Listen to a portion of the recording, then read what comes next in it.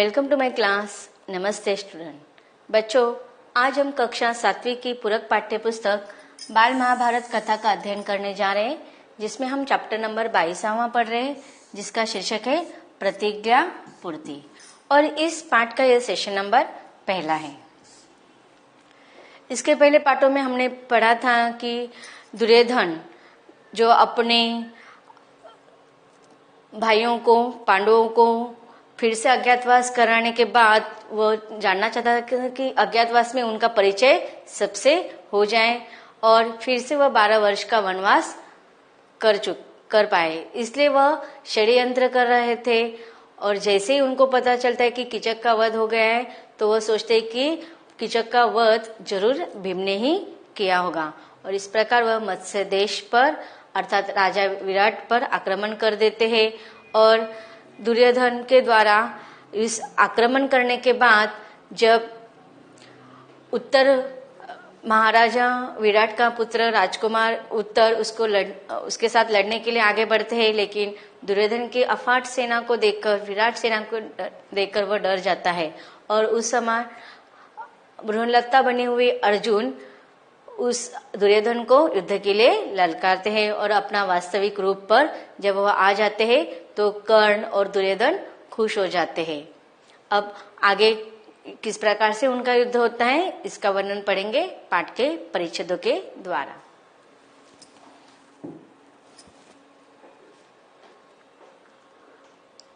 जब युद्ध क्षेत्र में विराट राजा महाराजा विराट के साथ जो युद्ध हो रहा था, उस समय युद्ध क्षेत्र में जब अर्जुन को देखा तो द्रोण ने कहा, मालूम होता है यह तो अर्जुन ही आया है। आश्चर्य की शंका और घबराहट दुर्योधन को ठीक न लगी। तभी कर्ण बोला, पांडव जुए के खेल में जब हार गए थे तो शर्त के अनुसार उन्हें 12 बरस का वनवास और 1 बरस अज्ञातवास में बिताना था। अभी 13वां बरस पूरा नहीं हुआ है और अर्जुन हमारे सामने प्रकट हो गया है, तो डर किस बात का है। अब देखिए, युद्ध क्षेत्र में इन सारे दुर्योधन के पक्ष में जितने भी लोग हैं वह सारे आपस में चर्चा कर रहे हैं। अब सामने उनका जो विपक्षी है अर्थात अर्जुन आक्रमण करने के लिए आगे बढ़ रहा है, और उसी तरफ दूसरी ओर क्या हो रहा है कि दुर्योधन के पक्ष से जो लड़ने वाले बड़े बड़े महारथी थे, आचार्य 2, फिर पितामह भीष्म थे, अश्वत्थामा थे तथा कर्ण थे और दुर्योधन, यह आपस में बातचीत कर रहे हैं। द्रोण के द्वारा जब पितामह भीष्म को उनकी बातचीत चाल रही थी कि अर्जुन शायद प्रकट हो गया है, तब द्रोण और भीष्म एक दूसरे से बातें हुए कहते हैं कि चाहे वह प्रकट हो, लेकिन उनका अज्ञातवास का जो समय था वह कल ही समाप्त हो चुका है।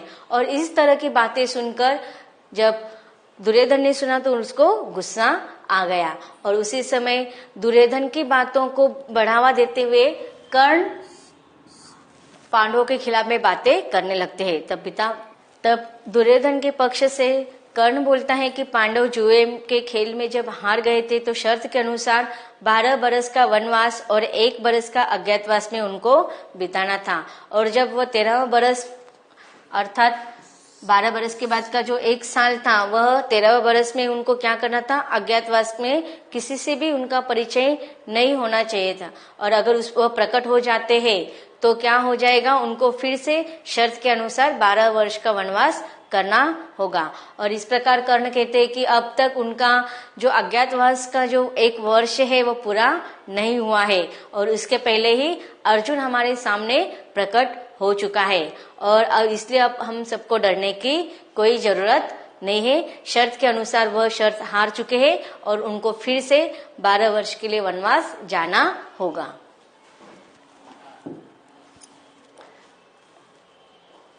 शर्त के अनुसार पांडवों को फिर से 12 वर्ष वनवास और 1 बरस अज्ञातवास में बिताना होगा। अजीब बात है कि सेना के योद्धा भय के मारे कांप रहे हैं, जबकि उन्हें दिल खोलकर लड़ना चाहिए थे। अब देखो, सब लोग क्या हो गए, जैसे ही अर्जुन ने क्या किया था, गांडीव धनुष अपना निकाला था और शंखनाद किया था। और 3 बार शंखनाद के बाद जब दुर्योधन ने देखा कि युद्ध क्षेत्र में उनके सामने अर्जुन को ललकार रहा है, जब कर्ण महारथी कर्ण ने देखा कि उनके सामने अर्जुन आ खड़े हो गए हैं, तो बड़े बड़े जो महारथी थे वो युद्ध क्षेत्र में डर गए थे और भय से कांप रहे थे, जबकि उन्हें दिल खोलकर लड़ना चाहिए था। अब देखो युद्ध क्षेत्र में सारे महारथियों को दुर्योधन, कर्ण, अश्वत्थामा, द्रोण, भीष्माचार्य, इनको युद्ध करना चाहिए था, लेकिन वह क्या कर रहे थे, उस समय भी अर्जुन के डर से, उनके परिचय होने से वह डरने लगे थे। आप लोग यही रट लगा रहे कि सामने जो रथ आ रहा है उस पर अर्जुन धनुष ताने हुए बैठा है, पर वहां अर्जुन की बजाय परशुराम हो, तो भी हम क्यों डरे। अब ये बातचीत कौन कर रहा है, कर्ण कर रहा है, किसके साथ, दुर्योधन के पक्ष से, जो अन्य महर्षि द्रोण और भीष्माचार्य ये सारी जो बातें कर रहे हैं उनको वह धमकाते हुए उनको कह रहा है कि नहीं, हमें क्या करना चाहिए, हम युद्ध के क्षेत्र में खड़े हैं, भले हमारे सामने कोई भी व्यक्ति खड़ा हो, हमें पीछे कदम नहीं हटाना चाहिए, हमें युद्ध करना चाहिए। अर्जुन के बजाय अगर परशुराम भी हो तो भी हमें डरना नहीं चाहिए। और कहते कि अजीब बात है कि युद्ध क्षेत्र में हमें पारिवारिक चर्चा के बजाय युद्ध करना, यह हमारे स्वाभिमान की बात है और युद्ध क्षेत्र में हमें उसके लिए ही कार्यसर अग्रसर करना चाहिए। मैं तो अकेला ही जाकर उसका मुकाबला करूंगा। अब देखिए ऐसे घमंड से कौन बात कर रहा है कि महारथी कर्ण कह रहा है, क्या कर रहा है कि मैं अकेले जाकर अर्जुन का मुकाबला कर सकता हूँ। मैंने दुर्योधन को जो वचन दिया था उसे आज पूरा करके दिखाऊंगा। कि देखो दुर्योधन को उसने वचन दिया था महारथी कर्ण ने कि युद्ध क्षेत्र में अर्जुन को वह हराएगा, और इस प्रकार दुर्योधन को दिया हुआ वचन वो कहता है कि मैं आज पूरा करके दिखाऊंगा। कर्ण को दम भरते हुए देखकर कृपाचार्य चिल्लाकर बोले, कर्ण मूर्खता की बातें न करो, हम सबको एक साथ मिलकर अर्जुन का मुकाबला करना होगा। उस समय देखो कर्ण की ऐसी बात से सुनकर महर्षि कृपाचार्य क्रोधित हो गए और कहने लगे कि हमें परिवार के जो सदस्य उनमें हमें क्या करना है, उनमें संधि करना है, समझौता करना है, नहीं उनके बीच में और भी वैमनस्य बढ़ाना है। और तुम मूर्खता जैसी बात न करो, अगर हम युद्ध क्षेत्र में लड़ने के लिए आए तो सब मिलकर अर्जुन का सामना करेंगे, अकेले जाकर कोई भी उसके साथ युद्ध क्षेत्र में नहीं लड़ने वाला है। यह सुनकर कर्ण को भी गुस्सा आ गया। वह कृपाचार्य को बोले, आचार्य तो अर्जुन की प्रशंसा करते कभी थकते ही नहीं है। अब देखिए महर्षि कृपाचार्य हो या महर्षि द्रोणाचार्य हो, उनका प्रिय शिष्य हमेशा अर्जुन ही रहा है और अर्जुन की वह हमेशा दोनों प्रशंसा करते थे। तो इस प्रकार की जब कृपाचार्य के मुंह से बात सुनी तो कर्ण को गुस्सा आ गया और उसे लगा कि अब भी कृपाचार्य अर्जुन की ही प्रशंसा की बातें कर रहा है, इसलिए कहते कि आचार्य अब अर्जुन की प्रशंसा करते आप कभी थकते नहीं है। अर्जुन की शक्ति को बढ़ा चढ़ाकर बताने की इन्हें एक आदत सी पड़ गई है, न मालूम यह भय के कारण ही या अर्जुन को अधिक प्यार करते हैं। अब देखिए वो कहते हैं कि एक तो वह अर्जुन से डरते होंगे, इसलिए उनके डर से भय के कारण वह अर्जुन की प्रशंसा करते होंगे, या फिर सारे शिष्यों में हमेशा वह अधिक अर्जुन से प्यार करते रहते हैं, इसलिए वह हमेशा अर्जुन की प्रशंसा करते रहे। इस कारण है जो भी हो मैं अकेला ही डटा रहूंगा। जब कर्ण ने आचार्य को यूं चुटकी ली तो कृपाचार्य के भांजे अश्वत्थामा से न रहा गया। अश्वत्थामा महर्षि द्रोणाचार्य के पुत्र है। अश्वत्थामा यह एक मालवा के इंद्रवर्मा के यहाँ के हाथी का नाम भी है, जो महाभारत के युद्ध के क्षेत्र में लड़ा था। तो अश्वत्थामा जो महर्षि द्रोणाचार्य के पुत्र है और कृपाचार्य की बहन की शादी महर्षि द्रोणाचार्य के साथ हुई थी, इस नाते अश्वत्थामा कृपाचार्य का भांजा था। वह बोला, कर्ण किया तुमने कुछ नहीं है और कोरी डींगे मारने से समय क्यों गवा रहे। तो इस प्रकार उन्होंने उसे व्यंग किया कि अब तक युद्ध के लिए तो तुमने आरंभ भी नहीं कर रहा और इतनी बड़ी बड़ी बातें तुम क्यों कर रहे हो। इस प्रकार कौरव सेना के वीर आपस में ही वाद तथा झगड़ा करने लगे। यह देखकर भीष्म बड़े खिन्न हुए और बोले। और इस प्रकार जब पितामह भीष्म ने देखा कि कौरव सेना के सारे सदस्य जो थे वह आपस में ही एक दूसरे से झगड़ा करने लगे थे और वाद विवाद करने लगे थे, इससे पितामह भीष्म थोड़े क्रोधित हो गए। यह आपस में बैर विरोध या झगड़े का समय नहीं है, अभी तो सबको एक साथ मिलकर शत्रु का मुकाबला करना होगा। पितामह के इस प्रकार समझाने पर कर्ण, अश्वत्थामा आदि वीर जो उत्तेजित हो रहे थे शांत हो गए। जब पितामह भीष्म ने सबको समझाया तब कर्ण, अश्वत्थामा ये थोड़े जो क्रोधित हो गए थे वो शांत हो गए। सबको शांत देखकर भीष्म दुर्योधन से फिर बोले, बेटा दुर्योधन, अर्जुन प्रकट हो गया है वह ठीक है, पर प्रतिज्ञा का समय कल ही पूरा हो चुका है।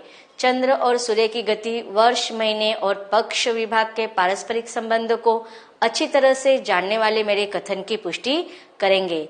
प्रत्येक वर्ष में एक जैसे महीने नहीं होते। अब देखें, जैसे कि उन्होंने युद्ध क्षेत्र में देखा तो दुर्योधन पितामह भीष्म से कहने लगे कि पितामह भीष्म, अभी अज्ञातवास का वर्ष पूरा नहीं हुआ है और उसी के पहले अर्जुन प्रकट हो चुके हैं, इसलिए आप जाकर अर्जुन से कहो कि आप शर्त हार चुके हैं और आपको फिर से 12 वर्ष का वनवास करना होगा। और उस समय भीष्म दुर्योधन को समझाते हुए कहते कि दुर्योधन, तुम्हें पता नहीं है, आप अज्ञातवास का जो पूरा साल था वह कल ही समाप्त हो चुका है और अज्ञातवास का वर्ष पूरा होने के बाद ही अर्जुन ने अपना वास्तविक रूप सबके सामने प्रकट किया है और इसके अनुसार उन्होंने अपनी शर्त हारी नहीं बल्कि वह जीत चुके हैं।